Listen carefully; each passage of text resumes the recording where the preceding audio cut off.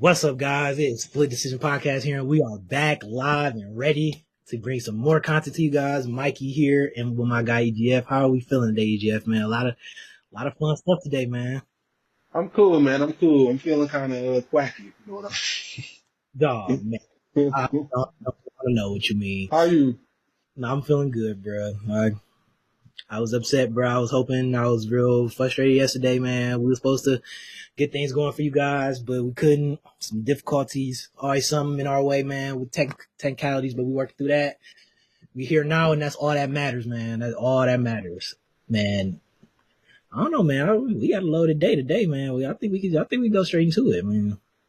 It's We been can go straight into it. it's been a lot. I ain't gonna lie. It's lucky been a lot since last time. Lots happened. A lot of rumors, quotes. It's just, man. It's been going. It's been a lot, man. Starting off, man. Jon Jones and Tom Aspinall, the never-ending, whatever you want to call it, the never-ending, whatever. What is this? What do we even call this? It's not a beef. It's not. What do we call it? What do we call this? Just a pure. Just Oh, there's a word for it. What do you call a word for a fight that hasn't been made but has to be made? I don't know. I just call it the saga, the Jon I don't know. Jones, Tom Aspinall saga. Yeah, there you go. The Jon Jones, Tom Aspinall saga. Newest, late. I mean, like we were just talking about, it seems like every day it's a new quote, whether it's a manager on a pod, a coach on a pod, a fighter on a pod. It's always a new quote, man. And we were just talking about Volkov and him basically saying, Jon Jones, man, you holding up the vision. I mean, no, obviously not verbatim, but in so many words, if it worked for Jon Jones, he would have had a title shot. And I mean, I'm sure a lot of guys who have been like working to fight through the ranks feel that way. Like, hey, Jon Jones is slowing things down by simply defending versus the number 8 guy who's retired literally, and then just going off in Russia. And did you see that he's off in not Russia? I think it's Thailand. He's off somewhere filming No, a foreign version of the Ultimate Fighter. Jon Jones? Yeah, he's like filming. He's filming like an Ultimate Fighter show in another. I think it's No, like a foreign. I I think ain't it's in seen it. Thailand. No, I ain't gonna lie. Jon Jones is doing something new every day. I saw like maybe a couple days ago he was somewhere with a coconut, acting like he was on vacation. It's just, Yeah, I don't know. I don't keep yeah. feeling Volkov though, because like he is holding up the division. But at the same time, he's the greatest of all time, and I don't want to be that guy. I know I'm gonna have to be that guy on this pod, bro. But it's Jon Jones. Let's be real, Volkov. Let's just be real. You really think that you got like even a case to be next? Like, come on. Like, come on, you're not the right messenger. I was gonna say, I guess maybe you can say right message, wrong messenger, but even when you look at the broader picture, you're just taking it off of him as an individual, just him individually in terms of does he think he's next? Yeah. Oh, when did it? What confuses me about this whole Jon Jones things, and I think Michael Bisping said it. If I'm not, it's, like I said, there's been so many quotes flying around, but I think this was Bisping that said this. This is not my words, but Jon Jones loves to flaunt all his records and all his title defenses and all this and that and the third. Dude, and even DC said it too. Dude, who do you think you were getting these records against? You were getting these records against legends who were established in the game. And, I mean, quite frankly, I don't want to say on their way out, but, I mean, they were established in the game and they were way older than you.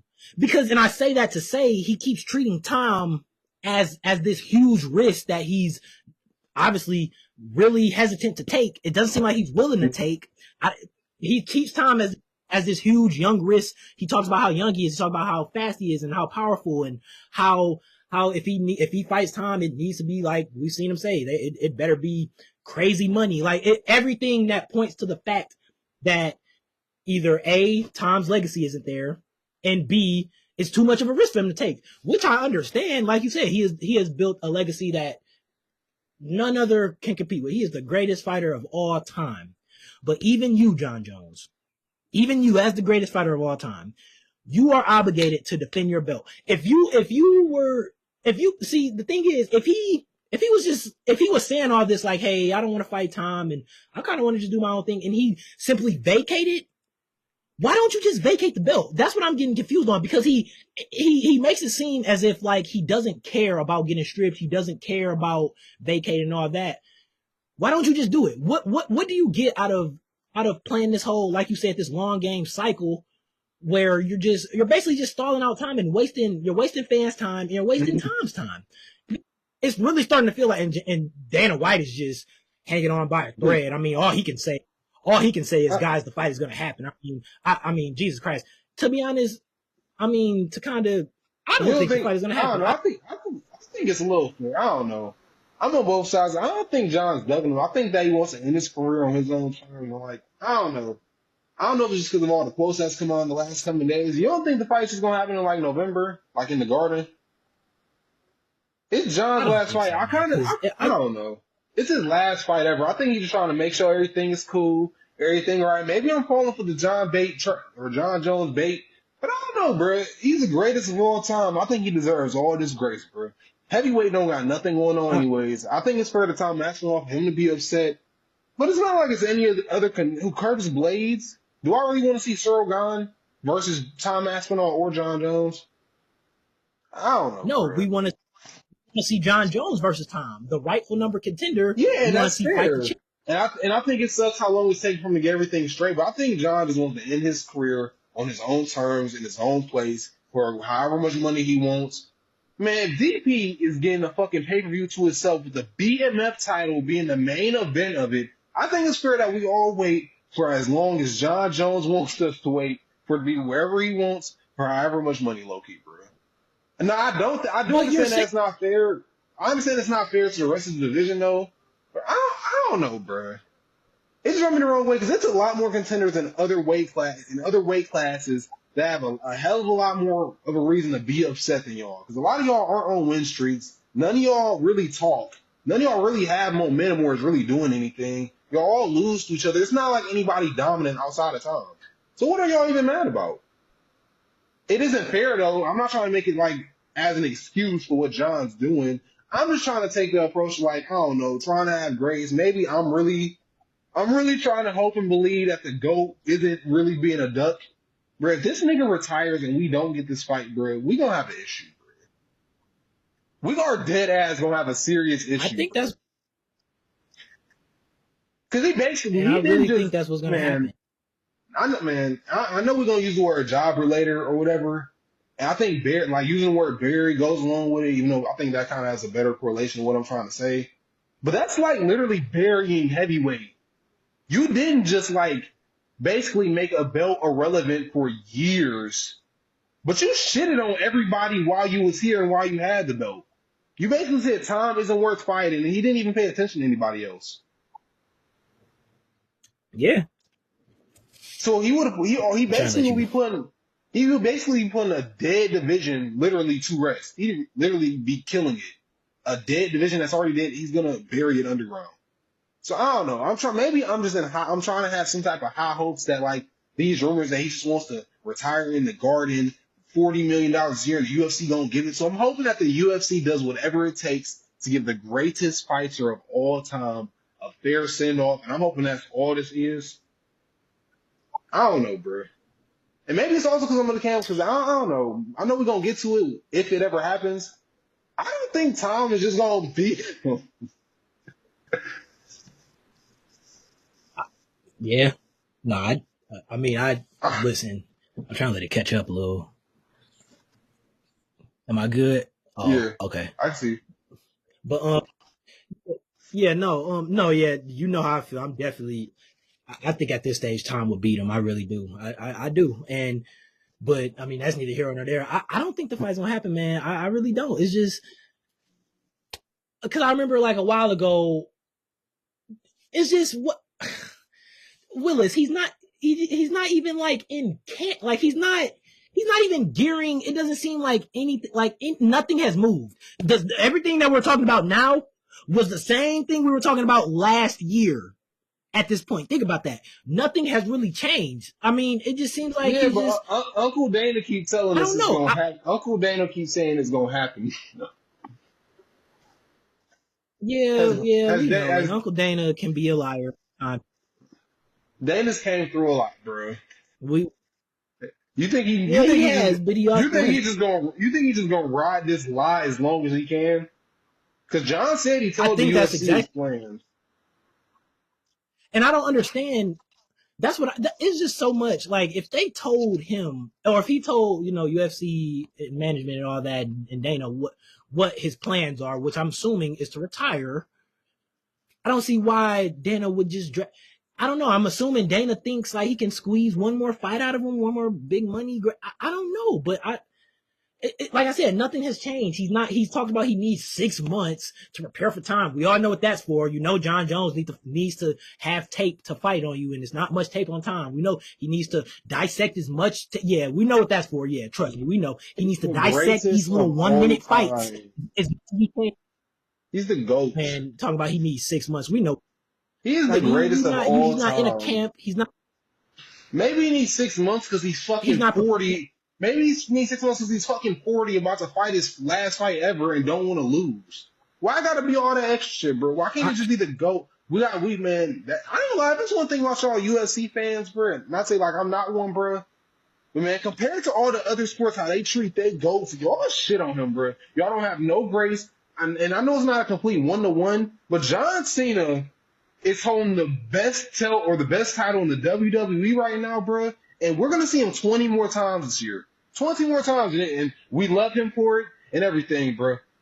Fucking y'all, whether I think it's Michael Jordan, but I ain't gonna lie, a lot of LeBron fans treat him like he's damn near perfect no matter what he does, bro. And we should have the same grace for Jon Jones, because without Jon Jones, there would be no UFC, there would be no heavyweight, light heavyweight, there wouldn't be none of this without him, bro. So the least y'all can do is have some type of grace, bro. Some type of grace, bro. And everything you're saying is true, but none of that Some type of grace.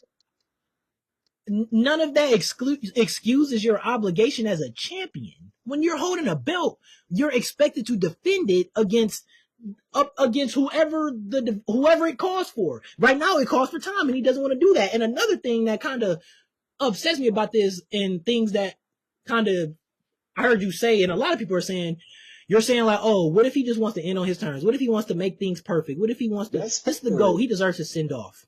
Yes, he does. It is fair, but this is what I'm gonna say, and this is what I'm gonna say.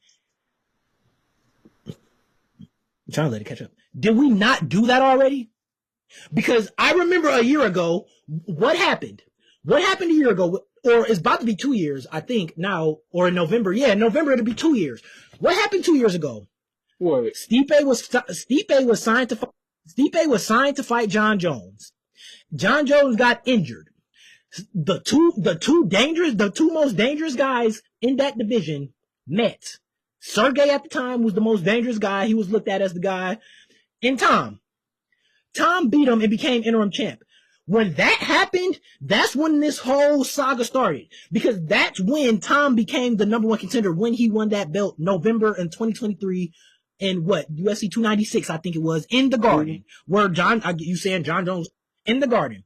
And I say that to say, this is what started this whole Tom saga.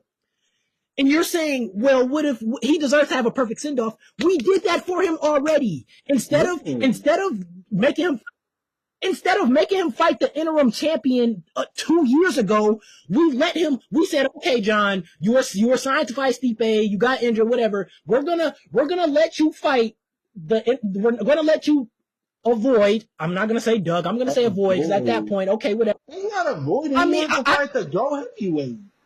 And he's the GOAT, so you get the GOAT what he wants. You give the GOAT what he wants. Dude, listen, Stipe was somewhere in Westlake, Ohio, retired when Jon Jones called him out. We all know, as much as I love Stipe, as much as I love Stipe, we all know Stipe was not a rightful contender for the fight at that time. He got knocked out by Ngannou in 2021, and that was his last fight to date. He was retired. And I say that to say, you did this once. We gave you your little perfect story ending. We did it when we made the interim champion defend the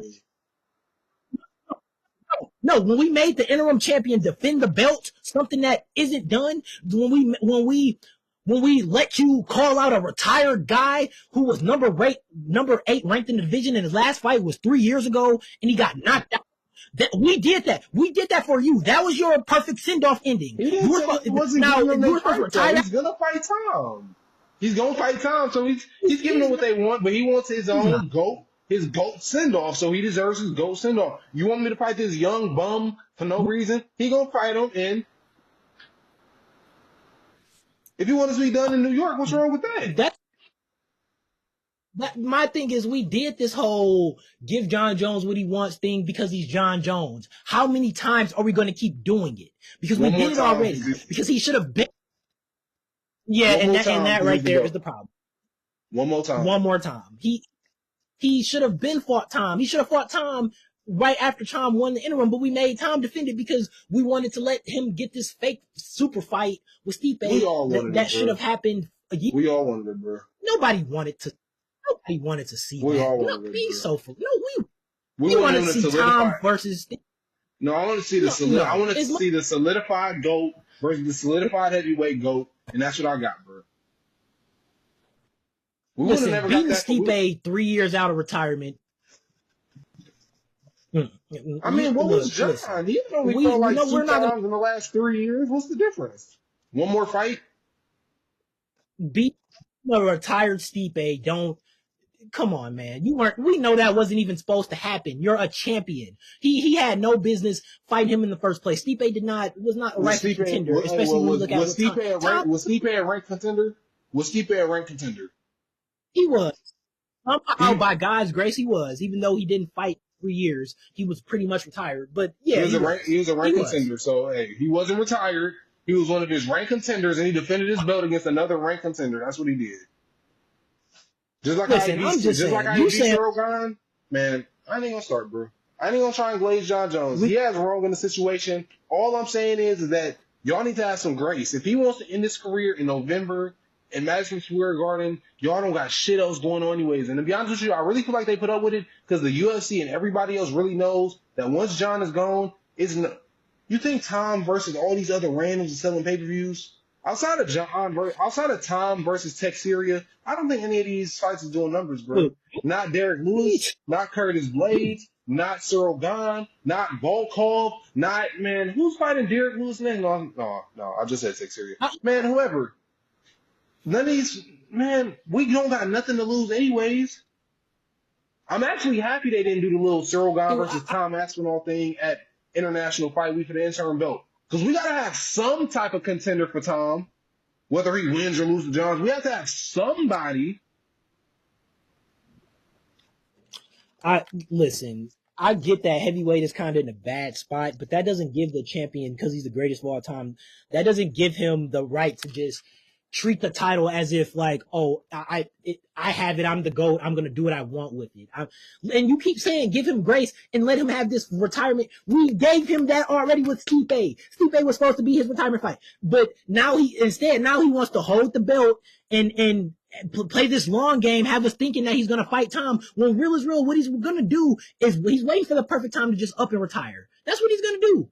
And I just want to say this as well. John, you keep saying, oh, I'm the older guy and Tom is younger and oh, he has more to lose and all this. What position were you in when you was fighting DC at 40 years old and you was 30? Huh?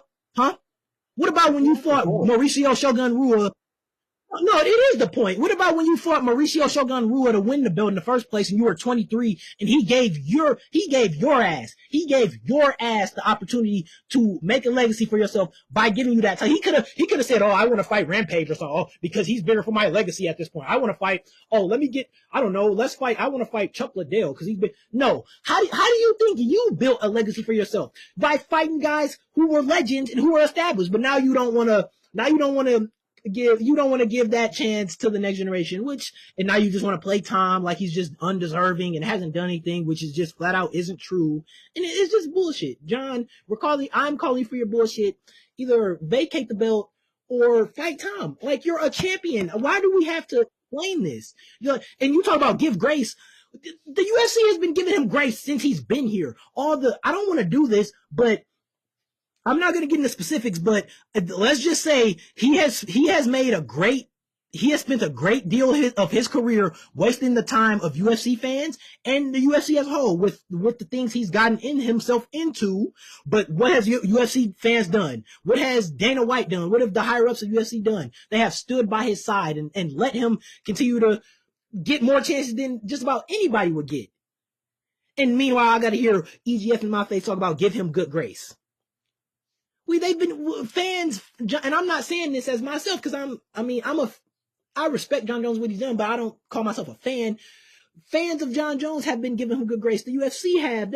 What do you think they have been doing while they've been sticking by his side we know what he's done, the things he's done, but I mean, it was essentially wasting the UFC's time. Nobody had to stick by his side when he was doing that, but now I don't know. It rubs me as a fan the wrong way because now he's just, I don't know. It's just real disrespectful to the sport, to be honest, how he's just treating it. It's just, I don't know.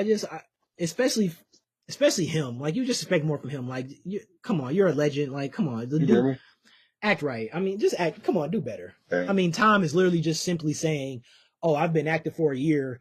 I just simply want a chance to fight for the belt. I don't even want to fight. I don't want to fight for the belt." And then John goes, "Do as you're told." Like, just stuff like that. Like, dude, what is this really about? Are you gonna fight him or not?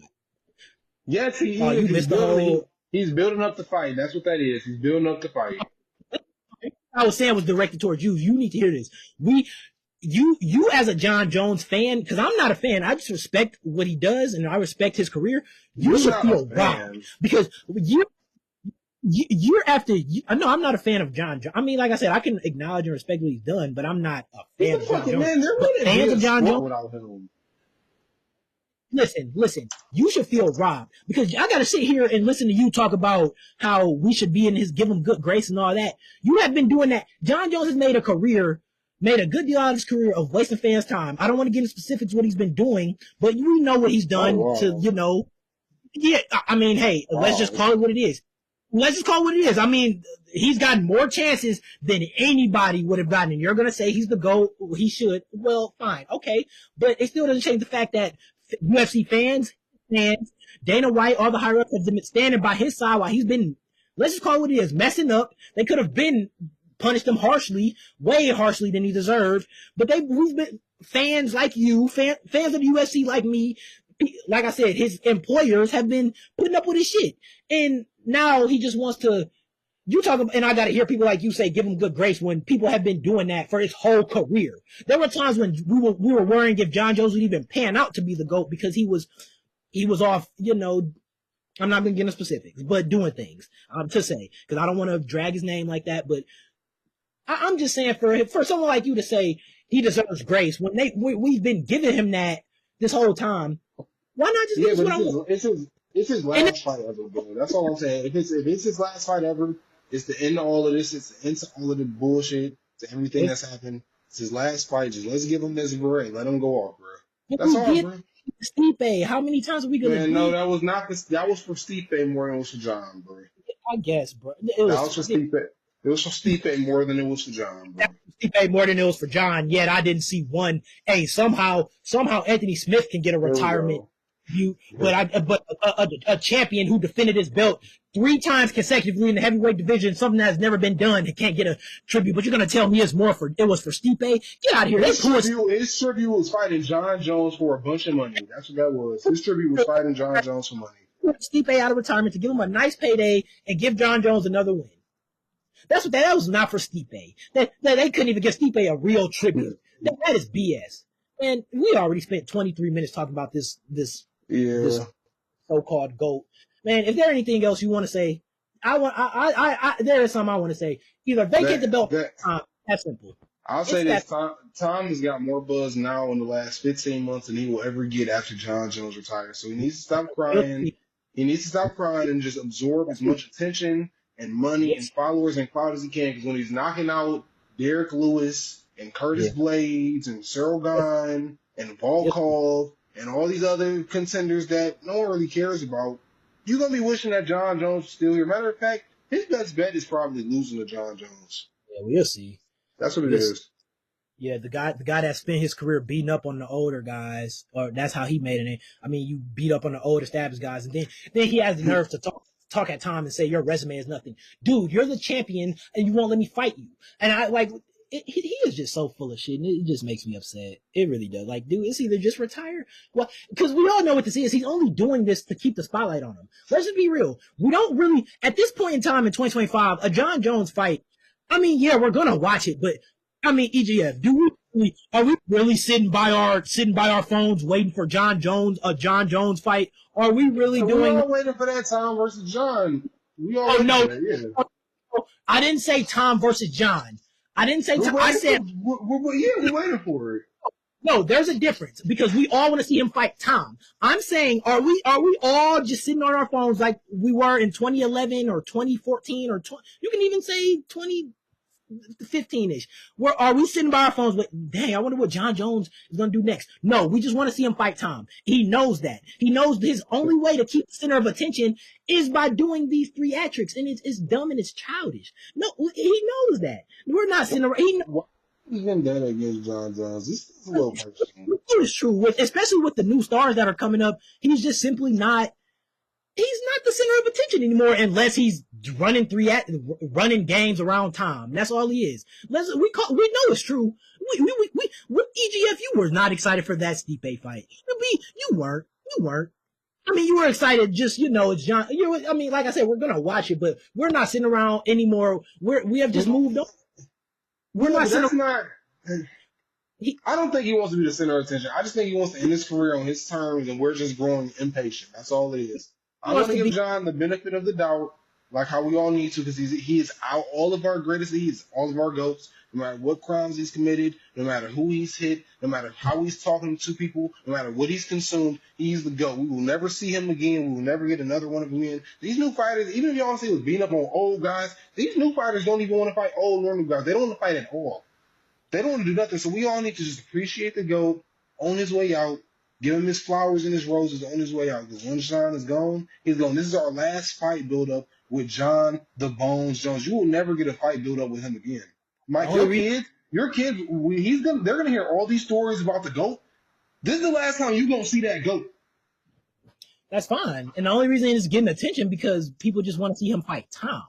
And people think there's a good amount of okay, no, don't do that like Tom is the center of attraction here, or like some type of no, that is not what this shit is. Jon, he's impressive. All them knockouts in the first round, I love it. I love Tom. He's fun to watch. Him versus Jon is about to be really interesting, I guess, if it happens. Okay, Jon is the fucking main event. He's the GOAT. This is because it's his last fight. Jon could fight fucking Volkov. This is his last fight. He's gonna get the same attention, bro. It's his last fight ever. And I was just going to say, if he fights anybody else in that top 5, do we care? No, we don't. We only care because... okay, that's fair, but that's not because of Tom. That's because everyone else in the top 5 is... We're only in top... EGF, the only reason this is a conversation is because we all think there is a chance. Even if you think Jon Jones is going to win, we all think, we see what Tom has done, and we finally think, oh, there is a guy that can match with Jon Jones. That is the only intrigue that builds the situation. If Jon Jones was fighting anybody else, I don't want to say we wouldn't care, but it wouldn't be as big. It just, at this point in his career, and like I said, with the new stars who are coming up, the center of attention is just not him anymore. And that's okay, and I think he's realizing that, and I think he sees like, well, dang, okay, the only way people are really going to talk about me every damn day like they were and when I was at the apex of my prime is if I run these games on time. That's what it really feels like, bro. And I feel like I have a point, bro, because you're really on that's just what it feels like. You're really on the side of that Tom. So basically, not Tom, you're basically on the side that Jon Jones is just an attention-seeking narcissist. You're on that side.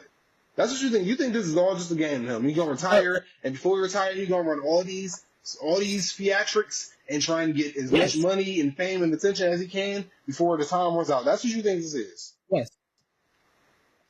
I pray that I'm wrong, but yes, I do. You're wrong. Let's not act like he doesn't strike, and let's not act like he isn't the type to. He's Jon Jones is fucking rich. Let's act. Hey, all I'm saying, listen. I'm just saying, man, my last comments, don't forget what got you to the dance. You were beating established legends. Don't forget what got you to the dance. That's all I'm going to say. And like I said, we were supposed to then get off this. We done spent half the pod talking about Jon Jones, and that's fine. But man, listen, is there anything you want to say about your little goat? About your little goat, John? Is there anything? No, the last comment I made led to attention. No, bruh. That's what it is, John by bro. decision. John by decision. John knocks him out in the second round. I mean, Tom. So now that that is over, now that that is over, man. Talk about undeserved title shots and rightful contenders. Movsar Iavoyev is getting. I don't even know what he's getting. Is he getting robbed? Is he getting played? Is he getting disrespected? I mean, this is just, and this goes to show. I don't know. This goes to show kind of what we touched on last time. At the end of the day, this is the entertainment business, and if at the end of the day, if things don't make sense, and all that means, all makes sense is means makes money. If the fight can't make money, if I can't sell it, it's just a situation like this really shows that you need to. I mean, you need to be able to you need to have some marketability. Because I mean, we starting to see how important that is with title shots. I mean, how does a guy like Iavoyev, if he comes off I think he hasn't lost. He's undefeated overall. He hasn't lost in UFC. He just beat a former champion in Aljo. He's been fighting in the rank for a while now.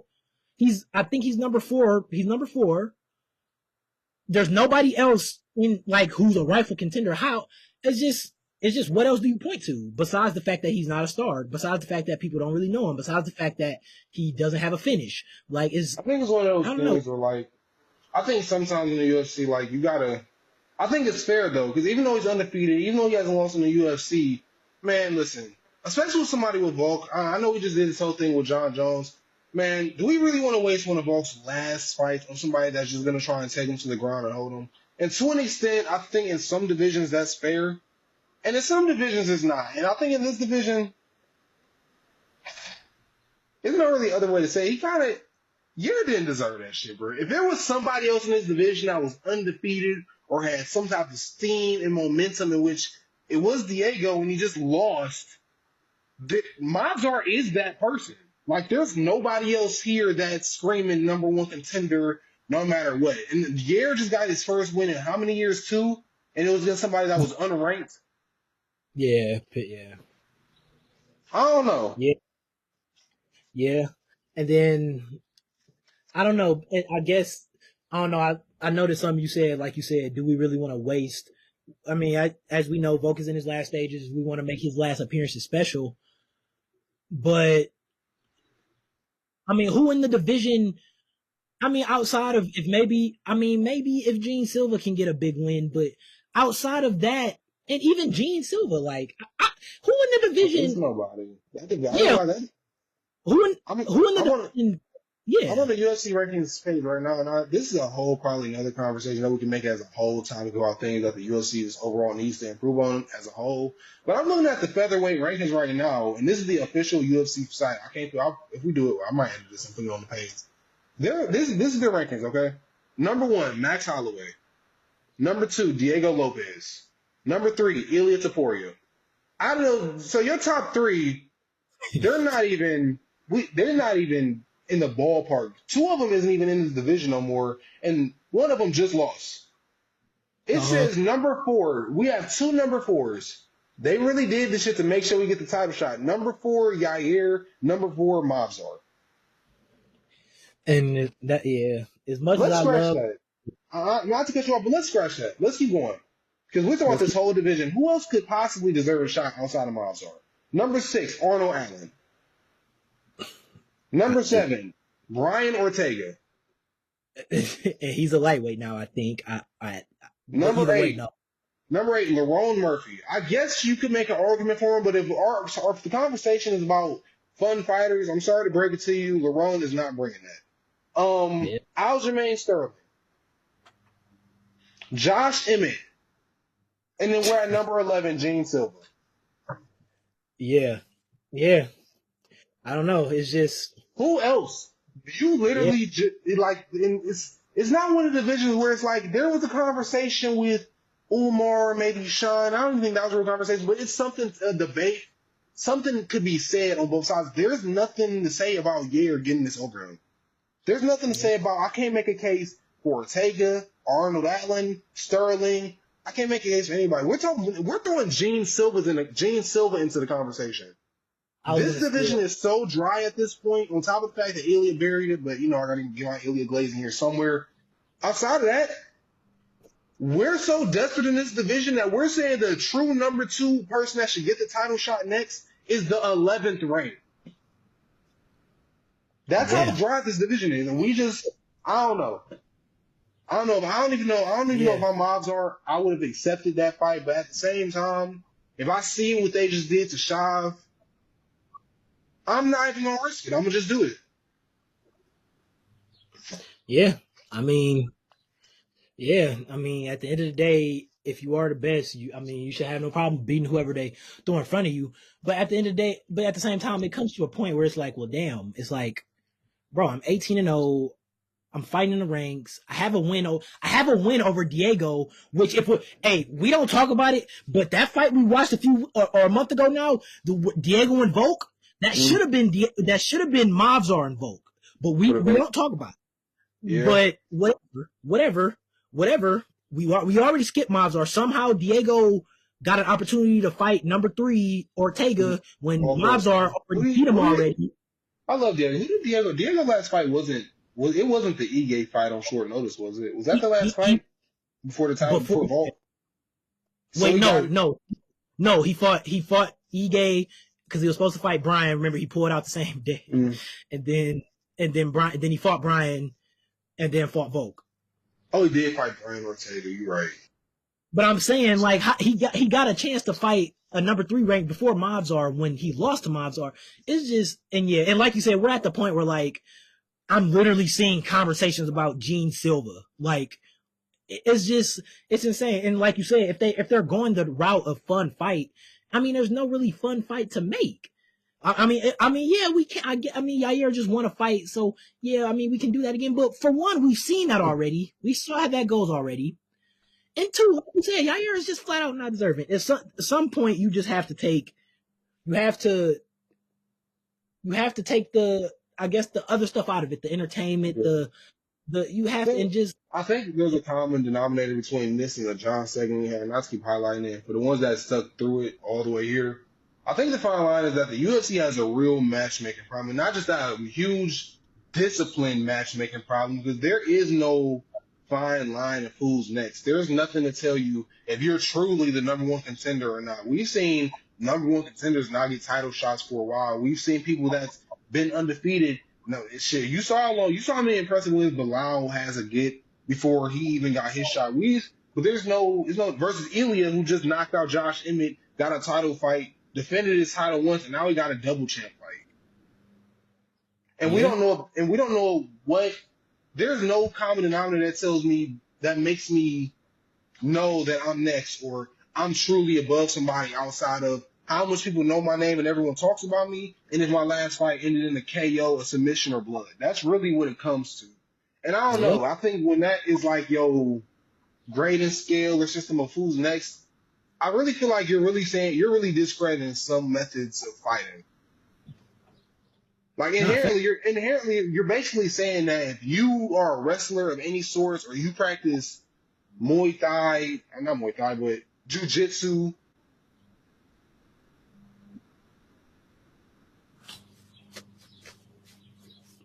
Yeah.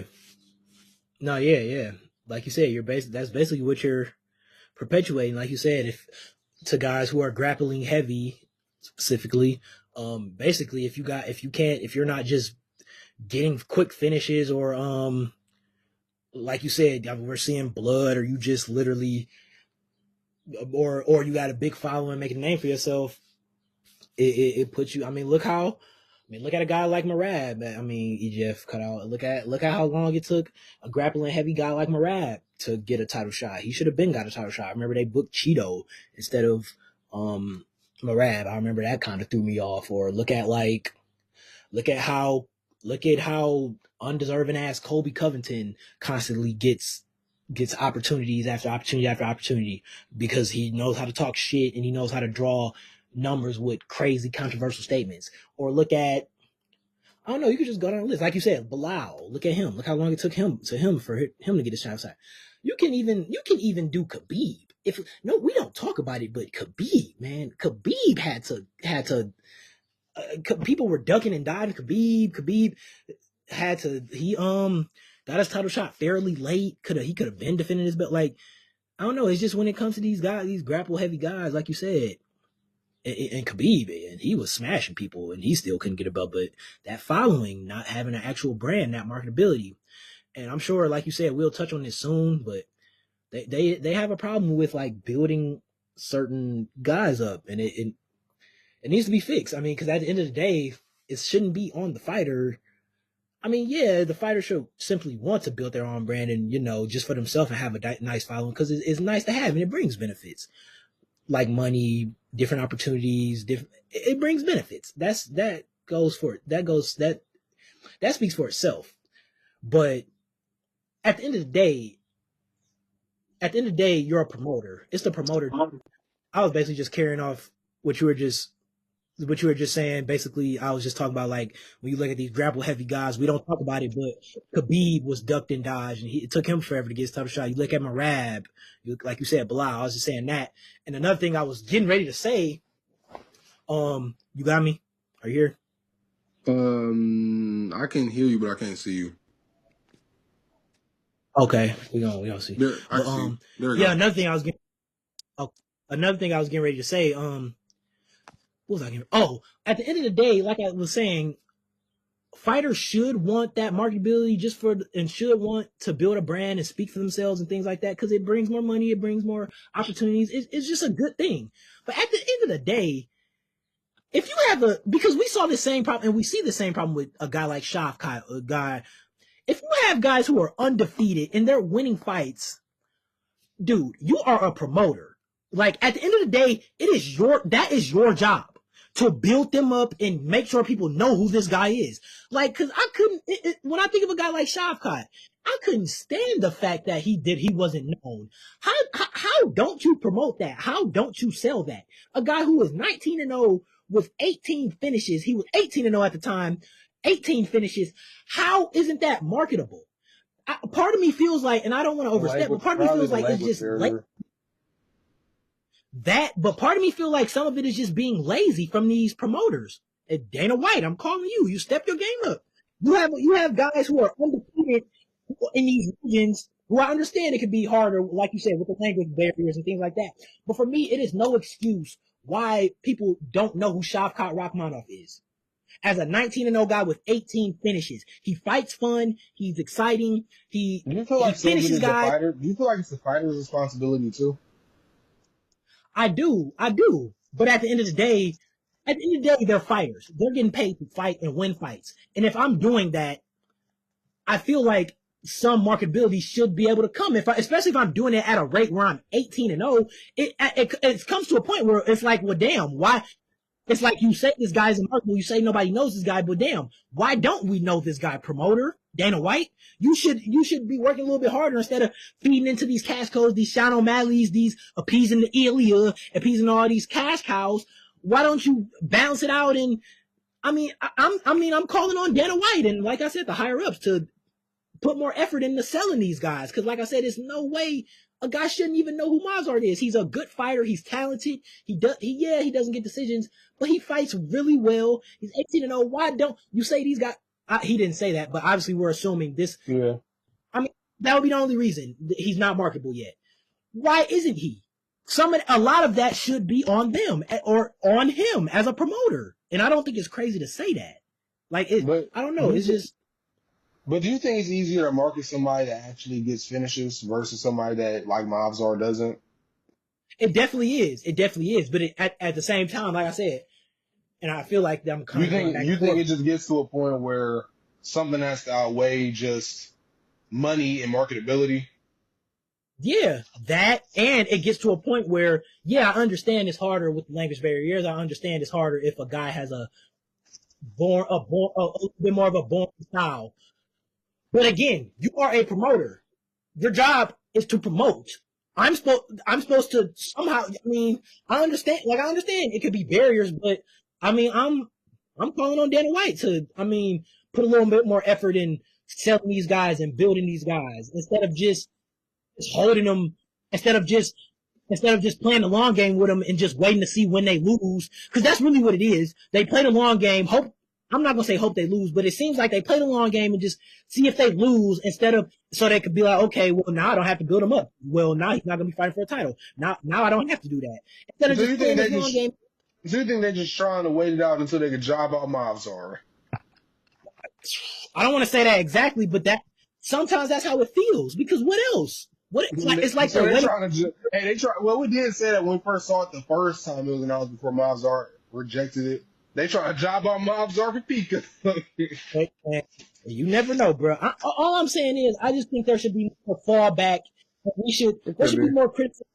There should be more criticism on the promoters of specific. I don't want to keep throwing it on everything on Dana White because I understand it could be hard, especially when you got a guy who's a little bit boring and has a boring style, like you said, doesn't really speak English and all that. But at the same time, man, it's you're a promoter.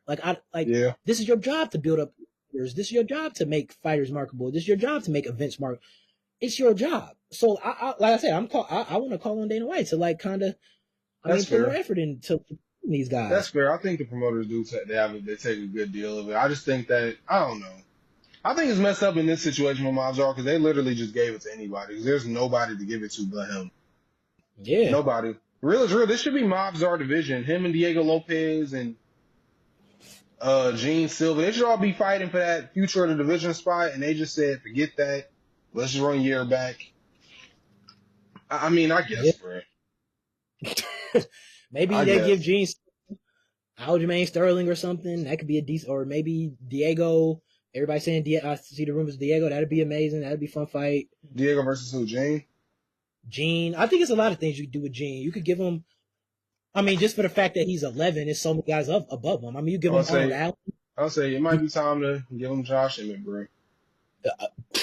Well, you know what that means. You beat Josh Emmett, and apparently that's why you see LeBron Murphy thinks he's next. Because apparently you beat Josh Emmett, and that's the title for you. I mean, we saw Yair. We saw Yair win the interim belt when he beat Josh Emmett. We saw Ilya get his title fight when he beat Josh Emmett. We saw LeBron Murphy. Apparently, he beat Josh Emmett. Now he thinks he's in line. He's next in line. I mean, kind of is. Ain't nobody else. Apparently, Josh Emmett is the marker. So yeah, if we want to give Jean Silva a title shot, let him beat Josh Emmett first. And I think that's a great way to segue into our next topic. If EGF ain't got no last words or anything else, what's your last words on this Mavzar situation, man? Nothing, man. I mean, we kind of. It's really just the same thing. He got played, bro. He got played, man. He got played. But I mean, the way we were going there. I mean, I like where we were going there. We were going with Josh Emmett because I think this segues into our next segment that we are introducing nicely. So me and EGF, we I don't want to say we've come up with this term because we definitely didn't, but we applied this term in an MMA context, and we call it. You probably often heard us say job out or job. This fighter is a jobber, or fighters about to job out. EGF, I mean, how would you best explain the word jobber or jobbing out to our audience, man? Before we get into our... It's not a word, it's a name. Two names. Tony Ferguson. Dude, okay. The ultimate jobber, Tony Ferguson. It's basically when your rank don't match your skill no more, and they gotta find a way to get you where you need to be, while also elevating somebody else. So Quasi, you have to job out Tony Ferguson for Patty. They jobbed out Tony for Patty. Just like spoiler alert, he's on my list. Just like how they just jobbed out Michael Chandler. Michael Chandler just got jobbed out. Yeah, he did, by Patty. And I think EGF hit it on the nail. I guess my only variation to say, it doesn't necessarily have to always include a ranking. I guess my division of jobbing out or a guy being a jobber, it's a real dependable guy who you can always count on to fight and stuff. And like EGF said, you use him to obviously the fights aren't rigged, we hope, but the UFC books him versus a younger up and coming talent, hoping to gain some steam and hoping to pick up some hype.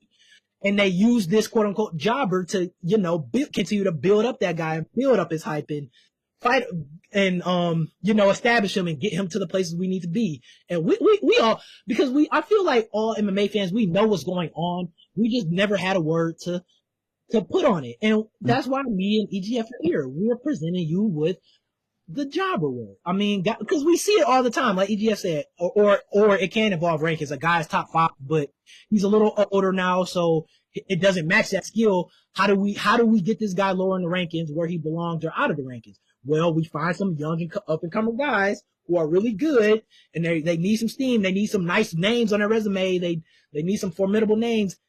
Boom. You give him a guy, and you job out an established guy who's. And usually they're a tough guy and usually fought a lot of people, fought just about everybody. And yeah, so that. Yeah, guy like they about to job out Derek Lewis for Tech Syria. Yeah, they about to job out Derek Lewis. Might win that fight. We're gonna see. And I do also want to say, as we know, the fights aren't rigged, but we know the UFC. Come on, guys, we know the UFC books. I was gonna say we know they book certain fights with certain fights in mind, or with certain plans in mind. So we're booking this fight. So okay. Do y'all really think they thought Josh Emmett had a chance against Lerone Murphy?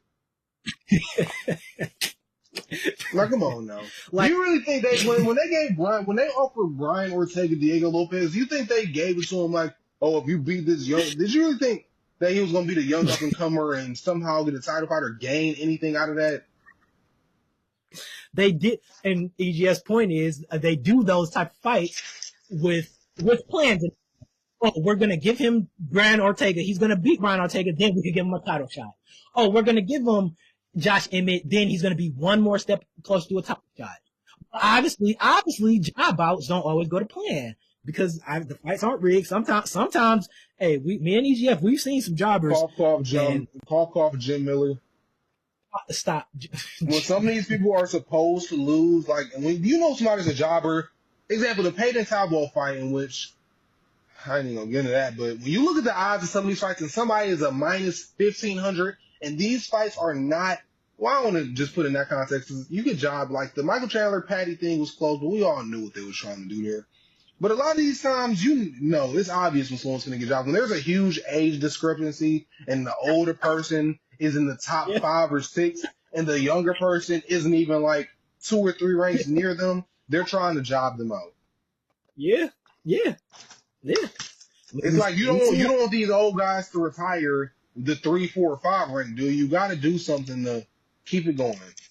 Exactly. You got to do something to make the current division look kind of decent. Because like, if Usman just retired, what win would Buckley have to really solidify him as a top 3 or top 5? You got to job out Usman. It's the only way. You got to job him out. That's the only way. And like we said, we've known that these type of, we know that they're very strategic in how they match make certain guys. It's just we didn't have a name for it. But me and EDF are presenting you with job. So it's used as it's usually used in WWE, but it definitely we've applied it to the UFC context, and it fits really well. I mean, because there are countless occasions guys getting jumped. Like I said, we can look at Tony Ferguson with Patty. We can look at Brian Ortega with Diego, like you said. We can, if you want to go there, we can look at Aljamain Sterling with Mavzar, because in my opinion, Aljamain was winning that fight, but I mean, sometimes. And to be fair, there's sometimes where like somebody gets jobbed and the shit is just not supposed to happen. Like some BS happens, or like Dan Hooker jobbed out Gamrot when they was trying to job out Dan Hooker. There's definitely cases where these old ass UFC fighters refuse. Like Dominic Reyes, we've been trying to job. He was already jobbed out and he came back. You're on a 3-fight losing streak and you trying to go on a win streak now and you're old. You fought Jon Jones, brother. Yeah.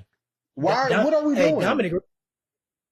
By UFC plans, Dominic Reyes is supposed to be retired because they if you don't remember, if your first fight was Dominic Reyes, they used Dominic Reyes to job. They jobbed him out to Yuri, bro. And like you said, then he lost after that, and then somehow he came back. And shout out to Dominic Reyes, but our point is sometimes the job outs don't always go as planned, obviously because the fights aren't. But that is what a jobber. That is the jobber, and that leads EGF. Give me your top 3 jobbers, man. You already gave me one, Michael Chandler, man. Michael Chandler. I was gonna look at my list. Michael Chandler. Michael Chandler. So you think Michael Chandler a jobber, bro? At this rate, hell yeah, jobber. They fed him the patty. You see me? They fed him the patty. They jobbed him out because they had to do something to get Charles win. We all know Charles. We all had already lost to Armin. They had to do something to get Charles some type of credible win. Yeah. They just did it for Patty, and now they're gonna use him again to get somebody into the top 10. I don't know which one of these lightweights need it, but they about to use him again. They're gonna job him out again to get somebody into the top 10. And unfortunately, what makes him one of the worst jobbers is that he's one of them jobbers that, let's be real, Michael Chandler is not winning the fight. To be honest with you, and this is a whole another conversation in itself. I don't even know how the fuck Michael Chandler got to where he is with the wins that he has in the UFC. So what makes him a top tier jobber, Mike, is the fact that there's no chance he isn't gonna job out. When Michael Chandler fights, there's no method for Michael Chandler to beat you. There's no way. If you are a ranked lightweight and they need you in the top 10, just know Michael Chandler. That's the way. They need a guaranteed way to get you there. Well, if you don't remember, he got his top 5 spot because they jobbed out Dan Hooker. I think Dan Hooker was number 5 at the time. He knocked out Dan Hooker, and then ever since that, he hasn't really done much. But he hasn't won another fight, I'm pretty sure. Yeah, he's 2-7, so I think he beat somebody. He beat Tony Ferguson. He beat Tony Ferguson because they jobbed Tony Ferguson. It's an endless cycle. See, guys, see, it's an endless cycle. It's just you gotta be when there's no chance for you to lose. He was actually my number one. That's why he's my number one jobber in the UFC. We have a jobber ranking. Michael Chandler is number one because there is no method of victory for Michael Chandler against any ranked lightweight. There isn't a method. There isn't. My number 2. No. This is probably on your list too, but coming up what I just saw, in which I know I was yelling at you, I was pretty mad in the party because I know we do parlays. Gilbert Burns is a jobber. He's a jobber. Not only are you a jobber, you're my second biggest jobber in the UFC. You lost. Now, it's not as bad because he's a current champion now in JDM. You lost to him with one arm. Not only did you lose him, you got jobbed out to him with one arm. He broke it in the first round. You got finished by somebody with one arm. Yeah. That's the most jobbish plot armor I've seen in my life. The most job. Yes, bro. For somebody to say that they beat a rank contender they finished a rank contender with a broken arm, somebody got a job out for that title. You got to job somebody out, and they chose to. Now, listen. I knew for a fact he was going to get knocked out. I just didn't know when. I didn't know when. And it's going to be a decision. Willis? No, it might be a decision. It might last. Willis? Man, I'm telling you, he's a jobber now. Gilbert Burns is here to get knocked out. If you gas out early and you have no hands, and you age, and the UFC is taking notice of it, you job out. That's how it go. And he's now number 2 because at one point you could be a jobber, but like you said, you're a competitive jobber where call DP. Now DP was never a jobber. I'm not saying that. That's not what I'm saying. What I'm saying is I'm saying the point where you getting old and you can't beat the champ. You can't beat the top contenders. So they got to keep trying to job you out. Call BSD versus DP. If you cannot beat the number 2 or number 1, the person with the belt, we have to find a way to get you out of here. And that only way is by making you the person that gets jobbed out. Like we said, a lot of the time, sometimes it don't work. And DP was one of the biggest job killers ever. That's the only way I can think of him. They tried to job him out so many times, and he made a career out of it.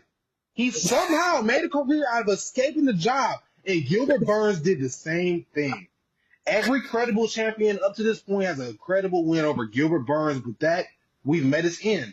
We're now at the point where, Gilbert, you ain't the benchmark. You just lost to somebody with one arm. You are no longer the benchmark to say if somebody gets a title shot or not. It worked out with JDM, but we're not risking it. It's time to get you out of the top 10. You are not beating these guys no more. You done lost to Miles. It's time. Gilbert Burns might retire, but he also might be one fight away from being the next Bryce Mitchell and not being ranked anymore. So that makes you number 2. And number 3, this might just be the highlight. I know I was shitting on featherweight earlier, but I promise you, lightweight is not that much better. I said lightweight. Welterweight is not that much better at this point. Colby Covington. Like I said about Michael Chandler, he's one of them fighters that at this point, I don't even really know how he got where he was. Oh, his mouth.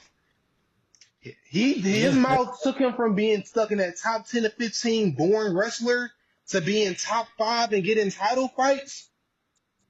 But you got to understand, when your upbringing is built off of something so incredible and light, your fall is going to be very hard because it's time to job you out and there's nothing you can do about it. There is no way for Colby Covington to win a fight in the big 2025 and going forward. He's a jobber. He is a jobber. Buckley is one of the, and listen, we gonna get to the overrated people don't believe in list one time. When he's down with you, gonna get to it. Buckley is one of the sloppiest fighters I've seen in my life. I'm a hater. Y'all gonna learn it eventually. If Buckley is doing you like that, you're a jobber. And to be fair, I haven't even seen Colby really do anything to impress me in the last, 5 years? It's been a really long time. But it's time. The UFC and everyone's realized after them comments towards Leon and how you lost to him and how you just lost to Buckley, you're a jobber. It's time to get you out. Yeah. It's time for a new age of lightweights. If we trying to job out Usman out of the top 3 or 5, best believe, Colby, it's time. I know Colby be ducking them. I know Colby probably be saying no to a lot of them fights, but it's time, Colby. You can't run forever. Colby Covington at this point is a top 3 jobber. Wow. Top 3 jobber. So you said Colby Covington. It was 3, 2, and my number 1 was Michael Chandler. I like that. That's a nice jobber list. That's an accurate job. I didn't expect Chandler. No. I like King Green belong on this list too. And that brings me number 1. Nah, man. Now listen. I would never disrespect. I would try my best to never disrespect fighters. I listen. Willis calls me Mr. Morally Right. Whatever. I respect these guys. I respect what they do. I respect the sacrifice they make. I respect everything. Just everything. I feel like this needs to be said. Because if you fight against experienced high-level guys with your hands down, dude, that is enough to put you in a jobbers list. I mean, and we saw last time. I mean, we saw how it cost them. I mean, because I saw that play back of that roughy kick, and he did not see that coming. He didn't see that coming at all. But listen, not to cut you off, but the fact that kick didn't even fully connect and you got knocked out, that alone makes you a jobber. That's fair. You are a jobber. When your chin is that glass, you are a walking KO. That means that we need whoever to fight you to get a knockout. We're going to give them you. You're a jobber. Listen, they have been trying to, you talk about, dude, Bobby Green has 50 fights. You talking about trying to get someone out of there. Listen, I don't know, bro, but they have been trying to get Bobby Green out of here forever, dude. Forever. Dude, they gave 50 fights is crazy. He has 17 losses, bro. He has 17 losses. Dude, he has 50 fights. They jobbed him out. Patty needs some hype. Oh, Patty needs to get in the rankings. Oh, let's give him Bobby Green, bro. That's the safest way. That's high risk. I mean, high reward, low risk. Yeah. Let's Green, bro. Safest way. Oh, Mauricio Ruffy's still not ready to kind of, fight high tier yet. He still need a little steam, need a little win, need to pick up, give him a little bit more hype, maybe give him a finish, give him Bobby Green, bro. You need Jalen, before Jalen Turner retired, you need him you need to give him a solid win in that, right outside that top 10, bro. You need, a decent name on his resume. Give him Bobby Green, bro. Now they try. Now, he fought Jim Miller, which, wow, that's a fight. But and I love. Shout out Jim fucking. Jobber versus Jobber is a little crazy. Jim Miller, bro. Oh, you need now this is what we're talking about. This is where sometimes when you fighting certain jobbers, bro, they don't surprise you now.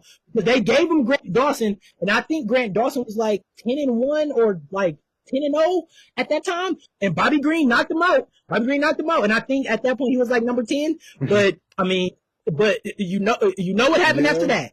Yeah. You know what happened after that. He lost to Jalen Turner. So that jobbing circle, you can only run for so long, bro. You're gonna get a win or not, but unless you DP, yeah. DP, you can only run for so long. Dude, King Green might be like the ultimate jobber, bro. Like they gave him Islam. That when Islam needed some hype, they gave him Islam. They gave him Rafael Fiziev when he needed some hype, bro. They gave him Edson Barbosa. That he might be the GOAT jobber, bro.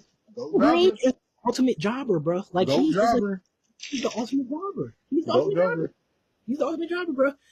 Number 2. Now I saw how you was doing your list, so it kind of inspired me. Like it kind of inspired me, bro. It kind of inspired me to kind of make a little tweak. My number 2 jobber, I'm gonna say Marlon Chito Vera. No, man. Chito, listen. Chito has put like he has some finishes. I think he's up there in terms of like bantamweight finishes in history, or like maybe out of all active fighters. He got some finishes. Yeah, it's some. Look, listen, Chito's a hard fight, man. Chito's tough. We know he can take. We know he can take beatings, bro. That Sean Nee, everybody, I was about to say that infamous Sean Nee we all know about. He's tough, bro. But man, listen, Chito Vera is a jobber, bro. He's a jobber. He's that guy now where, okay, he's in the top 10, but he's not really supposed to be anymore. We don't know how to get him out, so we gotta give him some fighters. Dude, they gave hey, I'm gonna just be real, bro. Maybe White knew what it was with Marab, and he knew that he was gonna take down Sean, and maybe that's Marab. But soon as Sean O'Malley got that title, bro, they put enough. That Chito Vera was not even number 5 ranked, bro. They put him in the top 5. This is coming from a Sean O'Malley fan. They put him in the top 5 so they can say Sean O'Malley beat a top 5 opponent for his title defense, bro. They did that for Sean O'Malley, bro, because they knew he would lose to Chito in the ring. He's a jobber. I ain't gonna lie. He's a jobber. Oh, he's a jobber, bro. They jobbed him out for Sean title reign. They was about to job him off of Batista. They was about to job him out for Batista. They were about to job him out for Batista, but that didn't come to fruition. Figgy moving up to 135. You picking up some steam. Oh, let's give him Chito Vera. Let's get him in the top 5. Let him beat Chito Vera, bro. Chito's not supposed to be here no more. Give him Chito, bro. Dude, they trying to do Chito Vera, bro. He is a jobber. He's a jobber, bro. Chito is a jobber, bro. I ain't gonna lie. There's something, man. I ain't gonna lie. Some niggas can't handle being a jobber. Like if you Jose Aldo and you just bounce because you can't handle that shit. They jobbed him out twice and he did not deserve it, bro. Yeah, I ain't gonna lie. Chito's a jobber too, bro. I ain't gonna lie. I've also noticed, bro, in this conversation, some people get jobbed out slowly, and some of them they just be ready to get you out of here. And they was ready to get Chito the fuck out of here, bro. I don't know what he did, but you don't go from fighting for a title to getting out of the top 10, bro. That ain't how this works. That's how it goes sometimes, bro. Sometimes your job is, like you said, it's gradual, and sometimes it's going from title contender to jobber, bro. And this is another example of this. Now, Now, when you talk about fight nights, listen. When you talk about fight nights or just banger fight nights, you know Jared Cannonier is gonna be on that main event, bro. You know Jared Cannonier is gonna be like this. He is like the ultimate fight night, bro. He's like fight night jobber. Man, listen, Jared Cannonier is a jobber, bro. Now, this might sound a little crazy, bro, because he won his last fight, which they were trying to job him out. I should add, but as we said, sometimes it don't happen. Cannonier is a jobber, bro. He is a jobber. A three-weight class jobber. And they jobbed him out for Kaio. They jobbed him out for Maivov, bro. He's on that way, bro. He's on that way. They tried to do it for Rodriguez. They saw Rodriguez picking up steam, but that went wrong. I mean, I don't know who his next fight is. Let's see in the rankings. Let's see who's in the rankings. I'm willing to bet Jared Cannonier's next fight. I'm willing to bet his next fight will probably be. It's not going to be against RDR. I'm willing to bet his next fight is probably going to be against Anthony Hernandez, another young guy who is starting to pick up steam and win fights. He only has 2 losses. I am very willing to bet that they give him Anthony Hernandez, bro, next, bro, and that would be another job. That would be another job for Jared Cannonier, bro. Jared Cannonier wants a. No, I'm about to say they be putting him in 3 different weight classes, and he be losing. At least as far as I see, he be losing all them fights they be getting. They definitely be jobbing out Jared, bro. They be jobbing out Jared, bro. They use them fight nights to job out Jared, bro. He was one of the only people. He was one of the only people to win over his current champion Sean Strickland when he had it, and they was jobbing him out, bro. Yep. He's a jobber, bro. You don't got one honorable mention, bro. You don't got no honorable mentions, no jobbers. I say King Green was my honorable mention. He the GOAT jobber, bro. The GOAT jobber, King Green. My honorable mention. I'm not gonna lie. This might surprise. My honorable mention. I don't want to say it, bro. I can't, dude. Who is he? No, not Izzy. He on his way. Stephen Wonderboy Thompson. Yeah. Stephen Wonderboy Thompson. Listen. Wonderboy is a jobber. Bilal needed some steam. Oh, give him Wonderboy, bro. Oh, Buckley need a knockout Buckley need a name on his resume, like a formidable name. Give him Wonderboy, bro. Shavkat needs another finish to add to his finish streak. Give him Wonderboy. Listen, Wonderboy, he on the honorable mention, bro. He up there, bro.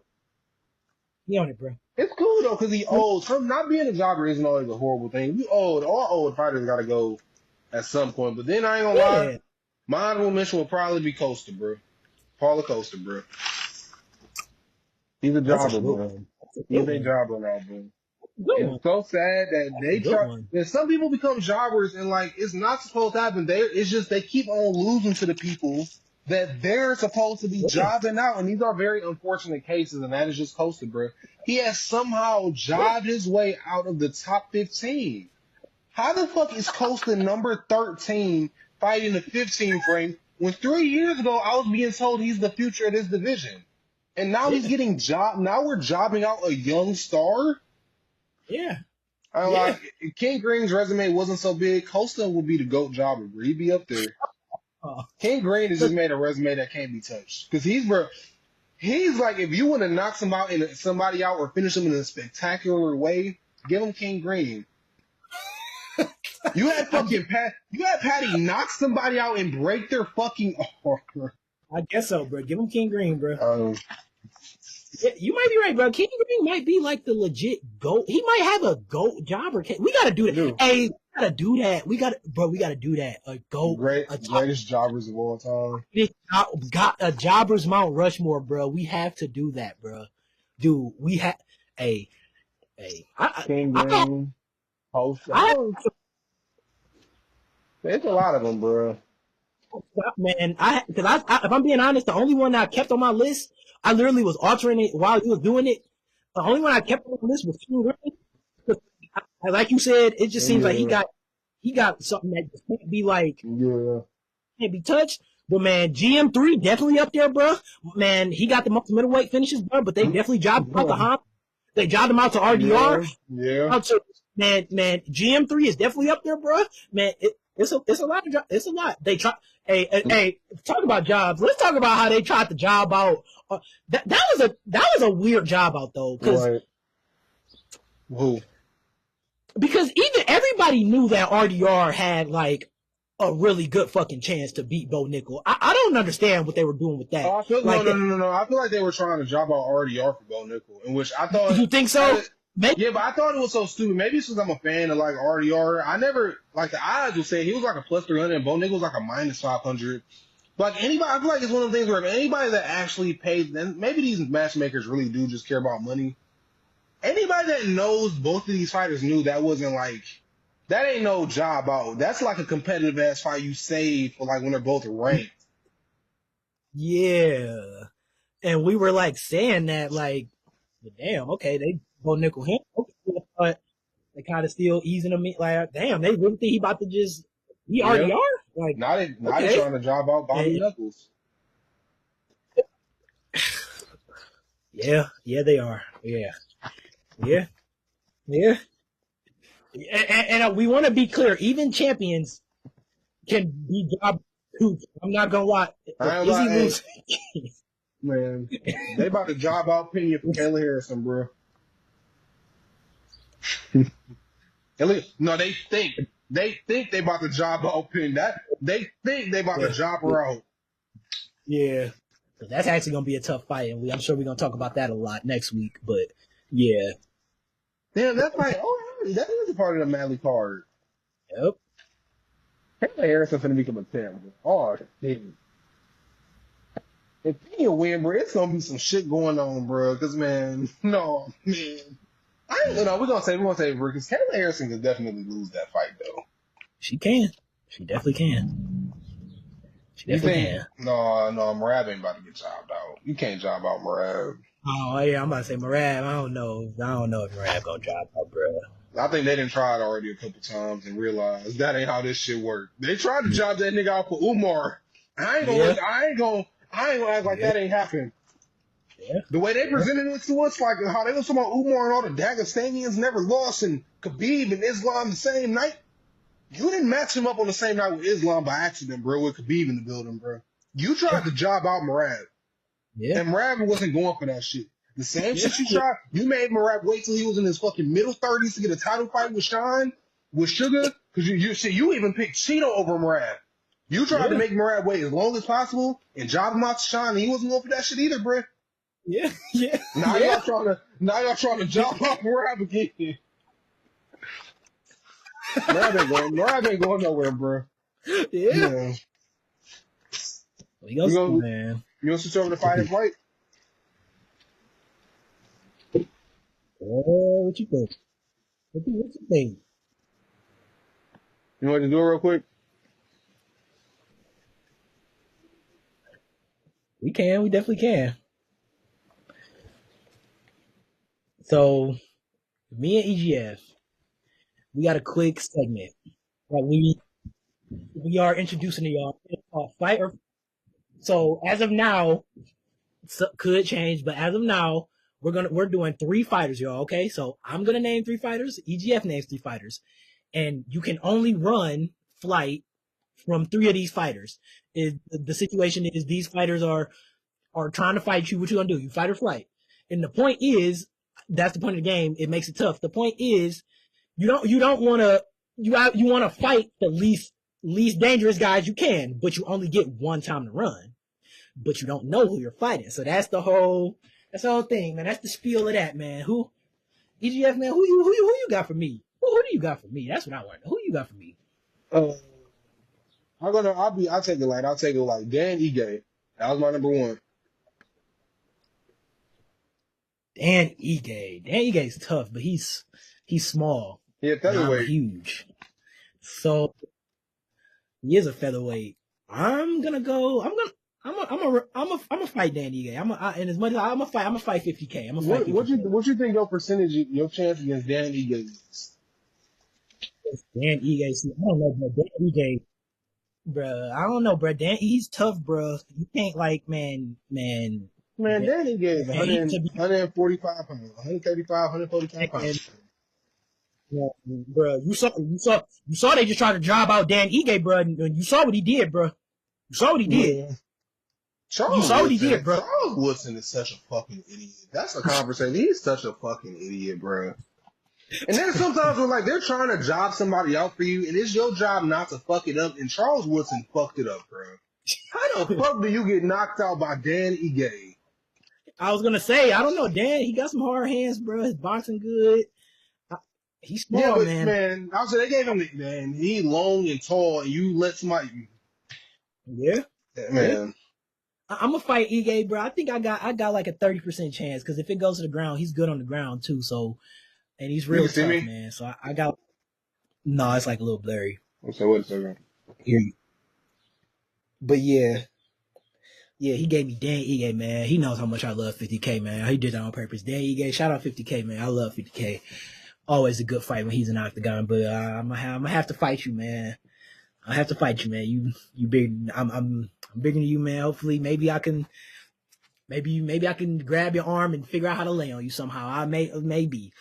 I don't know. It could be some more dangerous fighters as we waiting on UGF to come back. Hopefully, it's soon.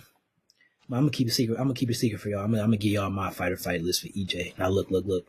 Sean Strickland. Look, y'all think he's an Ilya Glazer. Look, he is also a Sean Strickland Glazer. And look, he's gonna have to choose. I'm making this tough on him. He's gonna have to choose. I was telling him my fight or flight. You don't get to know. That's a secret. You don't get to know. And you see, my number 2. Yours number 2.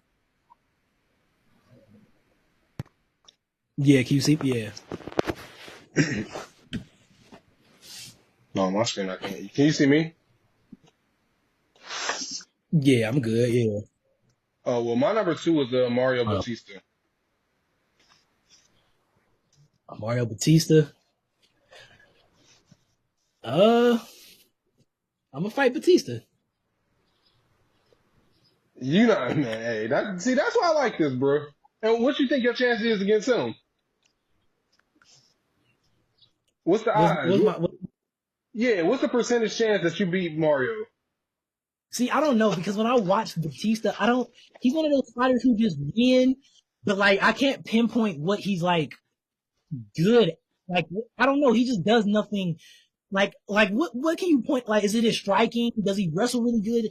I don't know. He just wins. So I guess I say that to say I don't know what my strategy would be. I don't know what I would stay away from.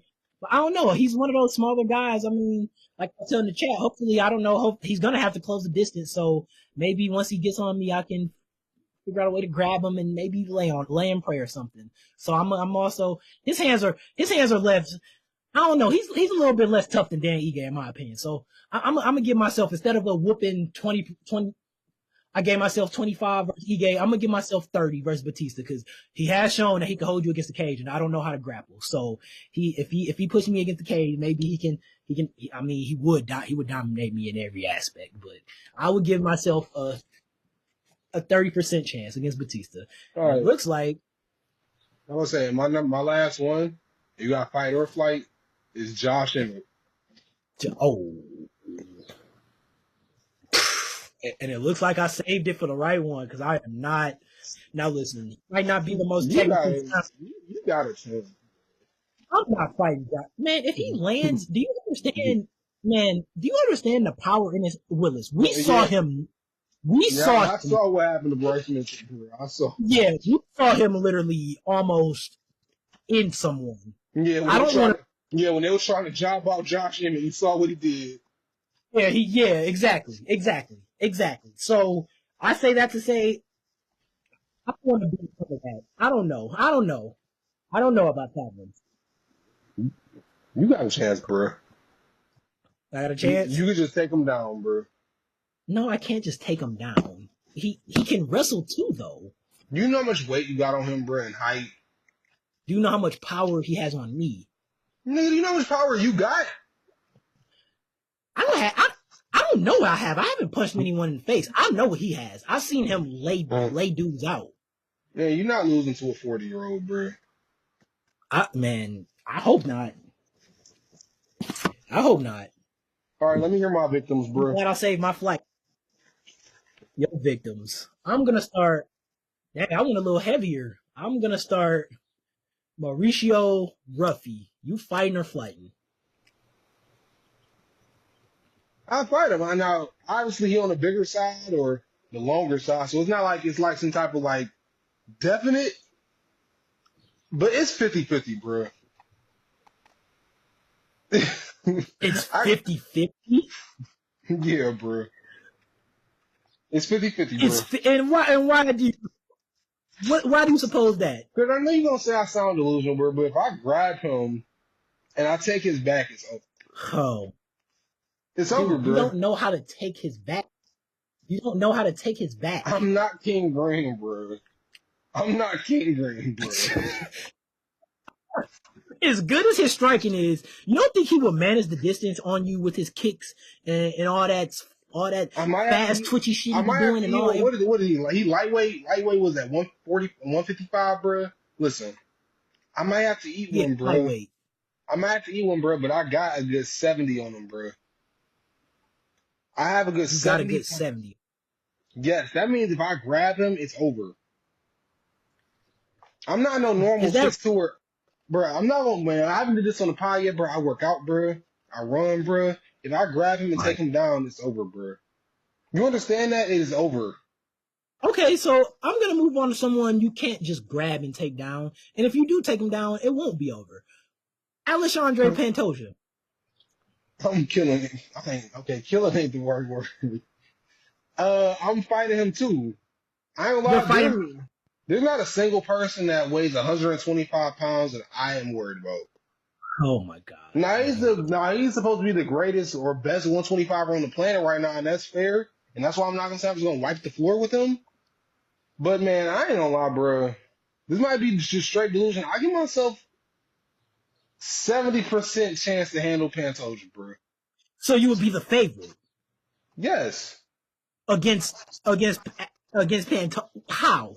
He's 5'5" and 125 pounds. I'm 6'2" and I weigh 225 pounds. I'm killing him. What is your path to victory? I don't need a victory. I bench press double his fucking weight, basically. So when I curl half of him. So when he's doing all that slick shit on your back and getting you down and taking you down, you're gonna throw him off. He's not getting me down. He's not getting close to me, or I'm knocking him the fuck out. And if he gets close to me, I'm gonna barrel my weight on him, and I'm gonna end him. There's nobody that's 5'5" or under on this planet that is doing. There's nobody that's 5'4", 5'3". There's nobody in those. Nobody's touching me with that height, bro. Especially if you weigh 125 pounds. I ain't gonna lie, me versus the whole flyweight division one take, bro. I'm going 12-3, bro.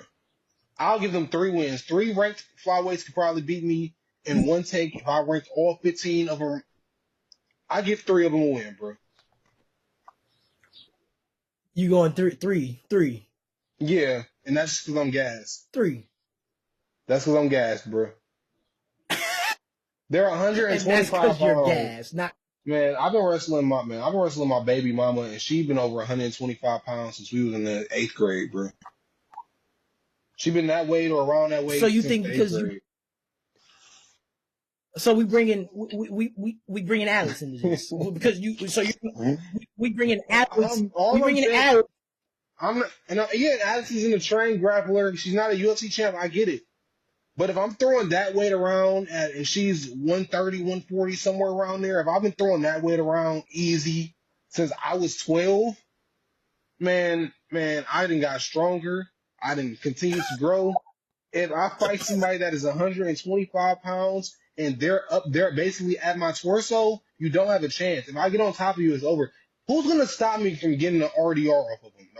The RNC off of him? If I get the RNC and Pantoja, if I got my legs locked, if I get the leg lock from the back paws on Pantoja, and I'm gripping my fucking bicep that's the same size as his leg around his neck, who's gonna stop me?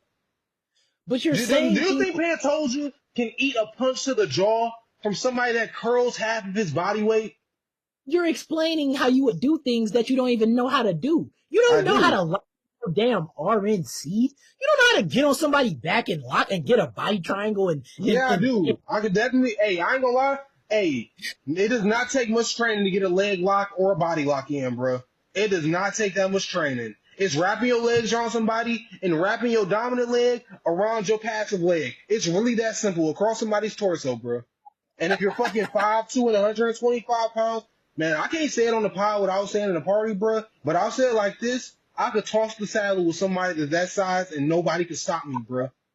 Wow. Nobody will be able to stop me, bro. Who's gonna stop me? Wow. Okay, so I like this. I'm gonna stick with the grapplers. We're gonna go a little heavier. Aljamain Sterling, because he's a little bigger. That's interesting. Yeah, it is interesting, isn't it? He's big. He was big as fuck for 135, and I honestly think he's kind of big for one. He's solid for 145, and he's an amazing grappler. So what you gonna do with Aljo on your back? What you gonna do? What you gonna do if he start back? How tall is Aljo? Like 5'8", somewhere around there, 5'9". Like 5'7". He's a small guy. He's like 5'8", 5'7", somewhere around there. You just go average height. I got like a good 6 inches on him. Pause. I couldn't just take him to the ground. 5'7". I couldn't just take him to the ground as easy. But I ain't gonna lie. I'm fighting. I'm not running from the woods. This number 3. I'm not running from none of these niggas. Don't let these niggas put fear in my heart. Like, oh, he's not a Shemaev. He's not my size or bigger than me. Now, listen, I'm not going to say it's 70-30 like Pantoja. Because I just seen some 5'8" niggas that's put fear in my heart. I'm very secure in myself. And I know when I got a chance or not or when I should fight. And I ain't gonna lie, if I saw Aljo, I'm like, I think twice before I stole one of them or like started some problems with him. But it wouldn't stop me fully. That third thought, I'm doing it. You're 5'8" and what? You moved up now, what is you, 155, 145? It's not stopping me, bro. Yeah, I got what, 80, that's 80 pounds on him, bro. And not a fat 80 pounds over him. I go to the gym and I'm tall. A real 80 pounds. You're this guy. I'm so glad you guys get a taste of what I hear every day. I go to the gym and I'm tall, and I bicep whatever. Mike. If I get a front mount on Aljamain Sterling, it's no amount of blocking that he can do that's gonna stop my 12-3 elbows from raining into his skull. It's nothing he can do. It's nothing he can do. You don't even know how to get a full mount. It's nothing he can do. You know how to land a 12-3 elbow. So it's not that difficult to throw an elbow at somebody, bro. Y'all be overrating the shots, man. I'm sorry that I didn't train jiu-jitsu and all the mixed martial arts these other people did, but my eyes is enough when it comes to simple and basic striking. And when there's somebody that's 80 pounds lighter than me, you're not taking me down with ease. And you're not, man. You can't tell me, man. You're gonna eat a strike from a 6'2" person that works out and curls half your body weight, basically. If you could take that to the chin, bro, and you can get to me, that's you.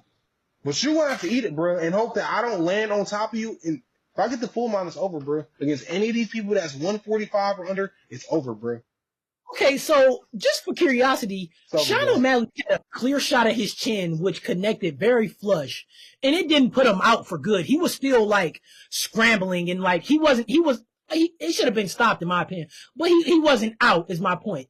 When I say that to say, if Sean O'Malley can't accurately knock him out, what in the world thinks your punch is going to stop him from pushing forward and scooping this is what I want you to do. Hey, I'm not going to ask you to compare him to me, but I want us to put a picture of Sean O'Malley on the screen, and I want the audience, the people that's made this far, to comment down below. How much do you think this man bench presses? Do you see Sean O'Malley's chest? I want you to look at Sean O'Malley's arms right now. If we can zoom into him, we should zoom into him. Do you see Sean O'Malley's arms? Does somebody that look like this look like he has the capability of knocking anybody out? He can knock you out. Hey, he's not on this list today. He's not on this list today. Maybe another time. Maybe another time. He is not on this list today. I'll say this. I told you my limit. If you 145 or under, I am not worried about you, bro. I would try Sean O'Malley, man. If this gets big enough, bro, man, y'all better hope, bro. Y'all better hope, bro. We better hope you don't try Sean O'Malley. Real, I would really embarrass a lot of y'all favorite UFC fighters that is 145 and under, bro. I'm going to listen. I hate to be that one fan that some people don't think I'm delusional or dumb. Just another Bradley Martin, but I'm not. This is real life, bro. And I'm not saying I could beat up a UFC fighter that's around my size, but if I have 70, 80 pounds of muscle on you, you're not beating me, bro. And if you do, it's not a layup, bro. What was I saying? When I know this is not a contest because I was mad because we was gambling, but who the fuck got knocked out in 2 minutes, bro? What fight was that? I don't know, but I'll tell you this. Gilbert Burns? Yeah, it was Gilbert Burns. Yeah, when you screwed me out of my money. I'll tell you this. Ain't nobody finishing me in under 5 minutes. There's no one that I'm not making it to round 2 with at least that's 145 or under. Nobody 145 or under is finishing me in 5 minutes, bro. Not happening. I'm lasting to round 2 with every single one, bro. Nobody's finishing me. If I don't win, no, I'm lasting 5 minutes with him, bro. He's not finishing me. You lasted 5 minutes. I might have bumps, bruises, and blood, but just know I'm lasting. And 9 times out of 10, I won't have nothing because I'm going to win myself. And real is real. And I'm going to say this. And I'm going to say this before we end the pod, bro. Brandon Royval, #1 ranked flyweight, has no grappling at all. I'm finishing him in 5 minutes. How about that? Dude. How about that? No. He's 5'3" and 100. If you're 5'3" and you can't stop niggas Joe Saj from taking you down, how you going to stop me? Maybe because Alexandre Pantoja is one of the best grapplers in UFC. Maybe. Yeah, he's also not 6'2", workout damn near every day, and 225 pounds. Yeah, he's not. I'm finishing Brandon Royval in 5 minutes, bro. In 5. 1, 2, 3, 4, 5. I'm not even trolling, bro. I would bet money that I could finish him in 5 minutes, bro. Brandon Royval, Sean O'Malley, Aljamain Sterling, all you guys who see this, please don't take this guy serious. We all know you guys would smooth. I ain't gonna lie, bro. DJ getting up there in age, bro. DJ getting there too, bro. You need to stop thinking you could just throw your weight around against little guys just because they're little. DJ will put you in 1,000 different chokes before you can even say DJ. Yeah, we'll see. Hey, one day we'll get big like MMA Girl and we'll be on this podcast and I'll say this shit to his face, bro. He might be 40, he might be 44, 45 by then, bro, but that's even more the merrier, bro. Because there's no way a little nigga that's 45 doing shit to me, bro. Not happening. Really? No, really? It's not, no. I pray for your sake. This doesn't get good enough, and we don't have to go and I don't have to watch you spar fucking Sean O'Malley and get your head kicked off. I pray for your sake this doesn't get seen by a lot of eyes. How about that? How about that? Because you need to realize that the power in them dumbbells don't translate to power in them hands all the time. Sean O'Malley is connecting and hitting harder than you, bro. He's hitting, bro. I don't care about them noodle arms. I don't care about none of that. Yeah, look like that. All you want, yeah. And he's gone. He's gone now. But yeah, we do this every other day. This man thinks he can just. Sean O'Malley does not punch harder than me, bro. I'm not even trolling. You know what? He doesn't, bro.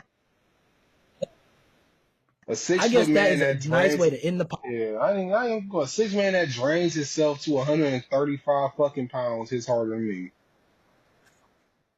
Yeah, get the fuck out of here, bro.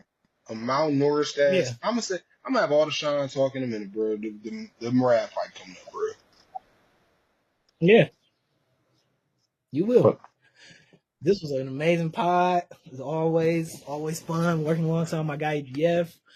I felt like it was great content. Don't forget to like, share, subscribe with your friends. Share with your friends. Share with your UFC liking cousins. Share with your auntie who don't like UFC. Share with everybody because we bring y'all great content, man. And that's what we're gonna continue to do. I mean, we had some great stuff today, man. A lot of BS with Jon Jones and EGF thinking he can beat every guy under 145. In a like sparring match, like we gonna see, man. We gonna see. Jesus Christ. Is there anything? Is there anything? No, you're being disrespectful. No, I got 70 pounds on somebody, and you think they got a good chance against me, bro? That's low-key disrespectful, bro. That's disrespectful, bro. I guess it is. I really guess it is. That's like putting me up against a fucking fifth grader and saying he got a chance, bro. Wow. Putting you against a fifth grader. On that note, man, we will see you guys next week. We'll see you guys next week, man. It's great as always. Like, comment, share, and subscribe, and let us know what y'all want to hear about. Let us know. I mean, we always want to interact with y'all. Make this, at the end of the day, this is for y'all. There's not enough UFC content for the fans to enjoy. At the end of the day, this is supposed to be an interactive community for you guys. Let us know what you guys want to see. I mean, I think that about does it for us both, man. Split Decision Podcast. We out of here.